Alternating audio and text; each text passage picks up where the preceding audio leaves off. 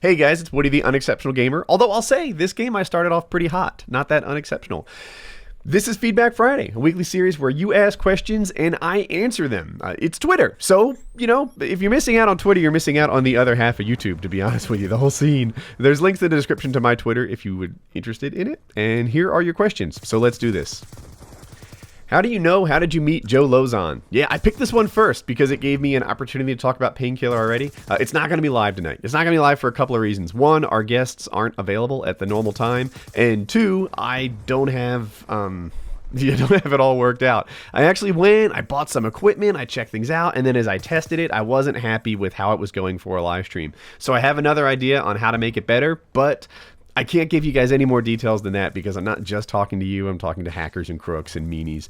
So anyway, PKA, I do aspire to make it live at some point. I did put a bunch of work into it this week. It's just not going to be this week. But tonight, our guests are Joe Lozon and Jimmy Quinlan. If you don't know Jimmy Quinlan, he's on TV right now. He's on The Ultimate Fighter, the UFC reality TV show, and he's one of the competitors that shows up every week. So after his tour on The Ultimate Fighter, he's staying with Joe Lozon and training with him for a bit, and he's going to be on the show tonight. Both of them actually are. So it should be pretty cool. I'm trying to make it a little less sports-oriented than it typically is when we have Joe on the show, because not everyone is interested in the fighting aspect, but they are also gamers. I played with both of them in COD. They're cool guys, so it should be a good show. Oh, and I'll try to make it long. People loved it. We'll see what we can do. Do you actually think the next COD is going to be Ghost? Yeah, I've heard two rumors, both from what I consider to be reliable sources, and one was Ghost and the other was similar to Ghost, but I can't say it because it was in like a private moment. It wasn't meant to be shared on YouTube. So I do think that the next one won't be called Call of Duty Modern Warfare 4, especially since there's a Modern Warfare Call of Duty 4 already. But I don't know exactly what it's going to be called, but something like that, I bet. So yeah, I think that the rumor that you heard is either accurate or really close to it. Will you be watching the COD Championships? If so, do you have any predictions? Yeah, so people that know me know that I do a lot to support competitive gaming. I play it sometimes, but I watch it a ton. And yeah, I'll be watching this one for sure. It's the $1 million tournament. So the top team wins $400,000. Last time it was Optic, which is awesome.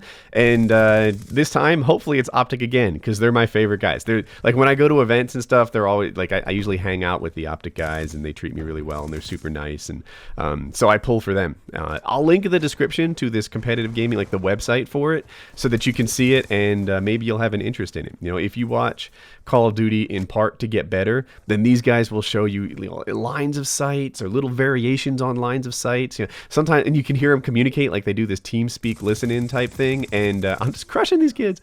And like it goes. It's really good. It's a nice way to learn how to play COD better, even if you're not interested in competitive gaming. So check that out. I'll link it in the description. And next question. Woody, would you do YouTube even if you didn't get paid? Racist lefty. I would. I did YouTube for like a year when there was no money involved. Having said that, I'd probably do it differently. I'd do a little less of it. I certainly would care less about views and stuff like that. Anyone who says they don't care is lying. But and probably like when times get tough and it gets all like drama filled and everyone's fussing at me, I just disappear for a couple weeks. Screw it, I've got no interest in this. Whereas now, like, oh, is work hard? You're gonna not show up to work? Like, that's your solution? No, that's not my solution.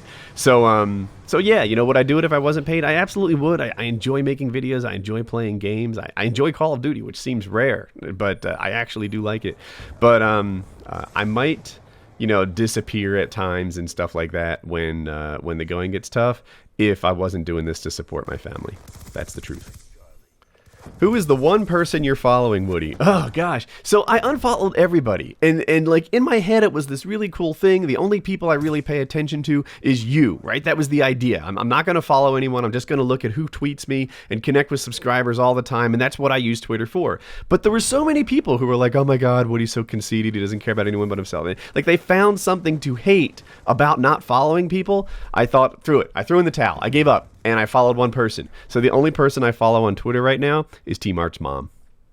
Woody, do you ever think a YouTube channel will hit 1 billion subs? No, 1 billion's a lot, dude. Maybe YouTube will be replaced before it hits that. If you look right now, like the top channel in the world has what, like 7 or 9 million, and you're asking about 1,000 million? That's just a ton. Having said that, like Hutch was pointing out how interesting it is to see what the people do. Like every YouTube channel, whoever's more recent, grows at a rate that was just unheard of compared to the one before it. You know, like if you look at the original guys in like the COD space, you hit 100 or 200,000 subs and it's amazing. Like, oh my God, 6 digits. And then the next guys start hitting like 500,000. And the next batch of guys starts hitting, you know, a whole million subs. And then, you know, now I think like the current batch of guys that are like around 1 million now, but that got there in a hurry, they're going to start hitting like 2 million subs. And, you know, that's just the way it works. Jenna Marbles, you know, Jenna Marbles, I don't think is doing anything differently or bigger or better than we saw like the vloggers that come before her, like iJustine. But, you know, as the most current iteration of, you know, that type of thing, you see her growing at like 20,000 subs a day, which is just an amazing number. So, you know, on one hand, I want to say, dude, 1,000 million, that's ridiculous. No one's going to hit that. On the other, man, you know, numbers that seemed ridiculous a couple years ago are commonplace now. So we'll see. Woody, how do you feel about the impact you've had on people's lives? I feel a lot about it. It's one of the reasons that I do this. It really is. Like, so when I worked at Cisco, I worked with a guy who used to be in this pharmaceutical company. And one of the motivations that he took while he worked there was that he was a part of building life-saving drugs. Like, he worked in IT, so he wasn't actually doing it, but he was a piece of the team that made life-saving drugs. And that was tremendously rewarding for him. At Cisco, like my most recent project, was matching customers up with the most skilled customer support rep when they called in, right? It would look at how busy they were, what their skill set was, whether they're on vacation, things like that. And then it would set you up with the right guy. You're not improving the world when you do that. Like, it doesn't make things better. And, you know, I try not to talk about this too much because I feel like the group that hasn't been impacted, you know, the group that just watches videos and wants to know how to get a better KD might think it's silly.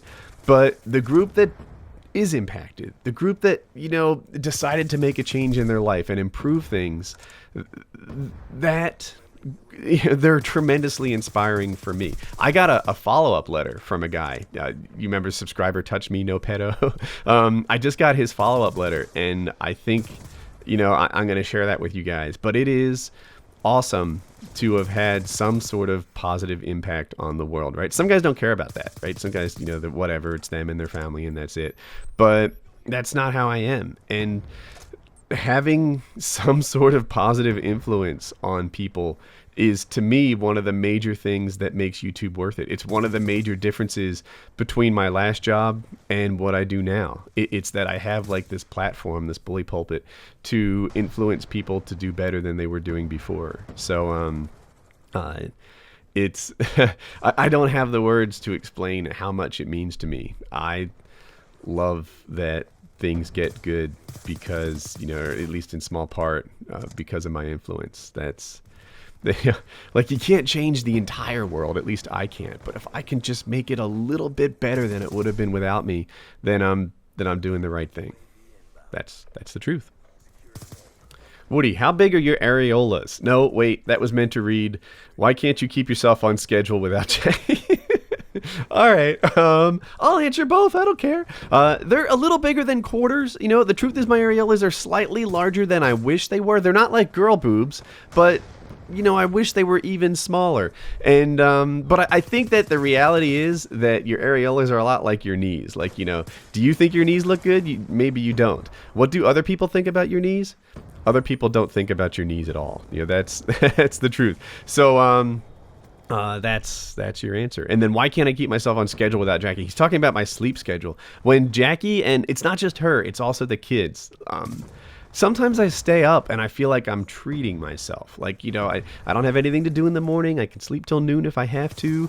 And, you know, I stay up and I typically just like watch Netflix and buzz around. Sometimes I play Call of Duty, and I feel like at the time it feels like I'm spoiling myself. But then the next day, like, it doesn't feel that way. And I need to burn into my head that association. Like, you know, yeah, you might think this is cool right now, but you're not accomplishing anything, and it's not an esteemable act. You're not doing the sorts of things that make you feel better about you. So, you know, I should keep my sleep schedule on track, be a productive member of society, and that makes me feel good. So that's the deal. Anyway, 34-6. I think I started like 24-1 or something, but so it didn't end as great as it started. But cool game.